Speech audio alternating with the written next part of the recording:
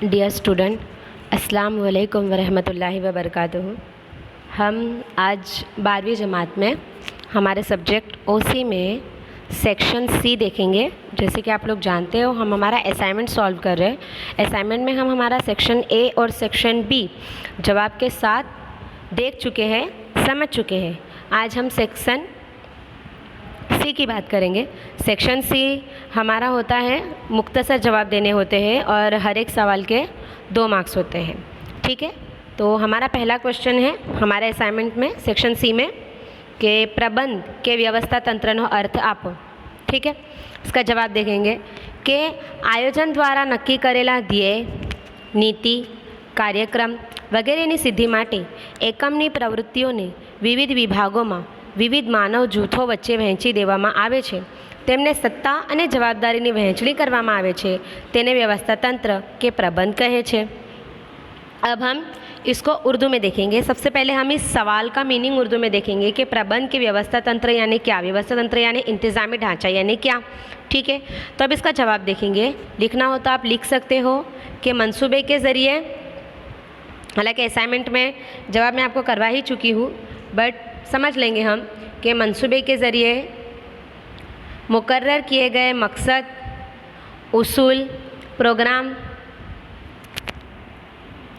वगैरह को मुकम्मल करने के लिए इकाई की सरगर्मी और जो इंसानी गिरोह है इसको अलग अलग गिरोह बनाकर हम तकसीम कर देंगे।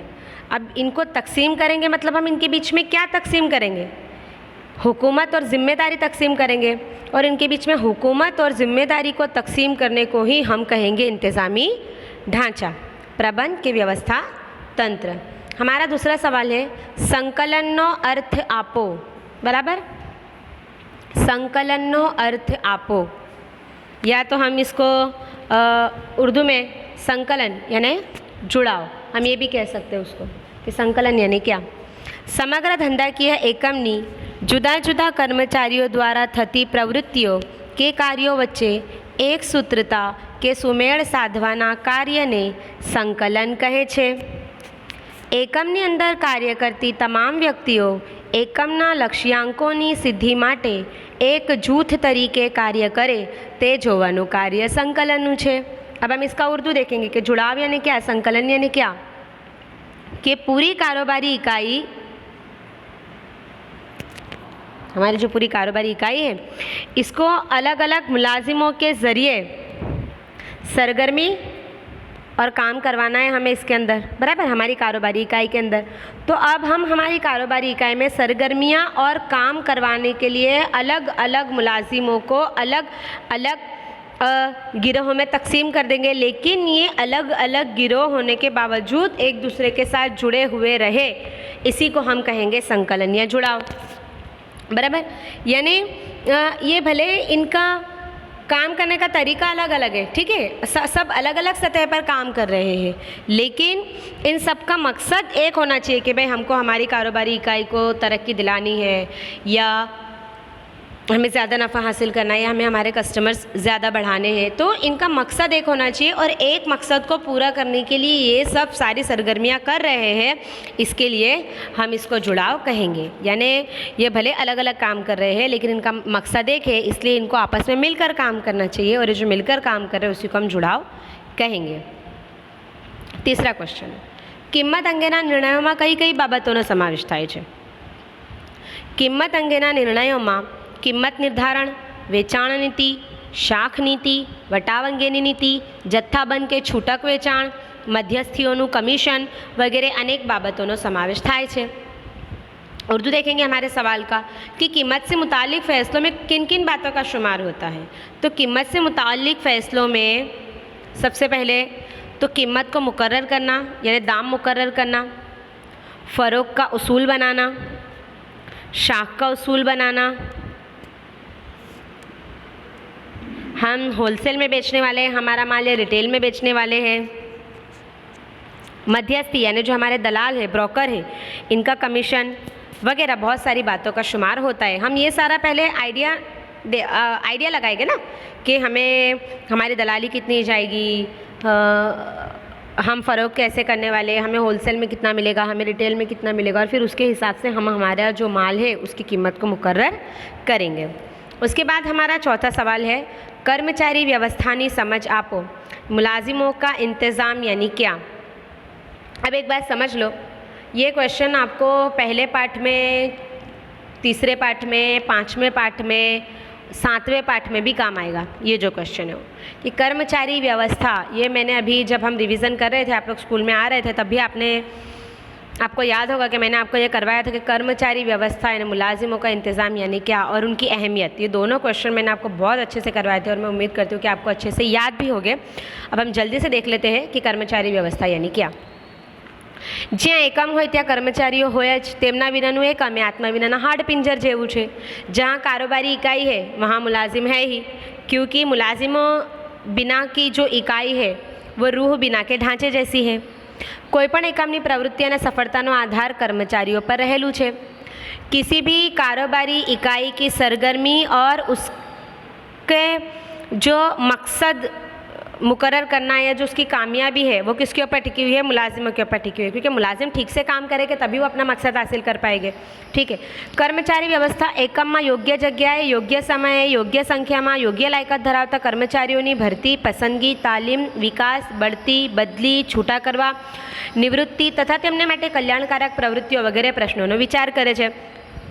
मुलाजिमों का इंतज़ाम करना है तो मुलाजिमों का इंतज़ाम यानी क्या कि भाई मुनासिब जगह पर, मुनासिब वक्त पर, मुनासिब तादाद में, मुनासिब एजुकेशन वाले मुलाजिमों की भर्ती करना, उन्हें पसंद करना, उन्हें ट्रेनिंग देना, उनकी तरक्की देखना, उनका प्रमोशन करना, उनकी बदली करना, उन्हें कारोबारी इकाई से निकालना, उन्हें रिटायर्ड करना, उन्हें छटनी करवी यानी उन्हें निकाल देना। अगर कारोबारी इकाई में कभी कभी मंदी आ जाती है तो हमें हमारे मुलाजिमों को निकालना भी होता है। ठीक है। ये सारे सवालातों का, इन सारे मसाइलों के बारे में किस में सोचा जाता है, कर्मचारी व्यवस्था में मुलाजिमों के इंतज़ाम में सोचा जाता है। संतुष्ट कर्मचारीओ होय तो तेमनो उत्साह अने जुस्सो वधे छे, परिणामे एकमनी उत्पादकता अने कार्यक्षमतामां वधारो थाय छे। कि अगर आपके मुलाजिम आपके यहाँ इत्मीनान से काम कर रहे होंगे ना, तो उनके काम करने की जो एक्साइटमेंट है, जिसको हम कहेंगे उत्साह, बराबर, और जुस्सो यानी दिलचस्पी, कि वो काम करने में आपके यहाँ पे दिलचस्पी भी लेंगे और वो बहुत इंटरेस्ट से काम करेंगे, जिसकी वजह से क्या होगा, आपकी कारोबारी इकाई की जो उत्पादकता यानी जो पैदावार है उसकी कुव्वत में इजाफा होगा, है ना, क्योंकि वो दिलचस्पी से काम करे, खुश होकर काम करे, तो काम कैसे होगा, काम बहुत अच्छा होगा। इसीलिए कहा जाता है कि किसी भी कारोबारी इकाई के कामयाब होने का आधार किसके ऊपर है, कर्मचारियों के ऊपर है।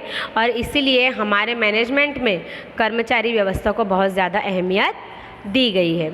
यहाँ पर हमारे पहले पार्ट के 4 क्वेश्चन पूरे हुए। ठीक है।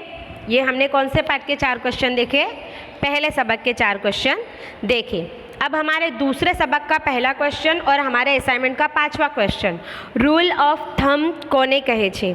रूल ऑफ थंब कोने कहे छे। आपको पता है रूल ऑफ थंब का सिद्धांत किसने दिया था, फ्रेडरिक टेलर ने। ओके। कि रूढ़िगत पद्धति में मजूरो हुकम अनुसार काम करवा टेवायेला हता, जेने हुकमनो नियम कहे छे। कि जो बरसों से तरीके चलते आ रहे थे मुलाजिमत के, उसमें बस हुक्म दे दिया और उसके मुताबिक मुलाजिमों को काम करना है, ये उनकी आदत हो गई थी। और इस नियम को, इस उसूल को कहा जाता था रूल ऑफ थंब, यानी हुक्म का उसूल या हुक्म का नियम। तेमां मजूरोनो कोई स्वतंत्र अवाज नहोतो, मालिकोनी जो हुक्म अने वर्चस्व खूब ज वधी गया हता। आ समये टेलरे हुक्मना नियमना बदले वैज्ञानिक दृष्टिकोण साथे नवो ख्याल रजू कर्यो कि उस वक्त में मजूरों की अपनी कोई आवाज़ नहीं थी, मजदूरों की, बराबर। मालिकों की जो उनका जो हुक्म करना था, उनके जो क्या कहेंगे हम, कि जो ज़ोर ज़बरदस्ती थी वो इतनी ज़्यादा बढ़ गई थी। और इस बात को फ्रेडरिक टेलर देखकर बहुत मायूस हुए, उन्हें बहुत बुरा लगा और उन्होंने रूल ऑफ थंब के बदले, हुक्म के उसूल के बदले, हुक्म के नियम के बदले वैज्ञानिक दृष्टिकोण साथे नवो ख्याल रजू कर्यो, यानी साइंसी नज़रिए के साथ बिल्कुल एक नया ख्याल पेश किया। तो आज हमने हमारे सेक्शन सी के असाइनमेंट के 5 क्वेश्चन देखे। इंशाल्लाह हम हमारे आने वाले सेशन में हमारे बाकी के क्वेश्चन भी धीरे धीरे देखेंगे। आप लोग ये वीडियो ध्यान से देखना भी और इन 5 क्वेश्चन को समझ लेना और इंशाल्लाह अल्लाह से दुआ है कि बोर्ड में यही क्वेश्चन आए और आप लोग अच्छे से लिख पाओ। अल्लाह हाफ़िज़।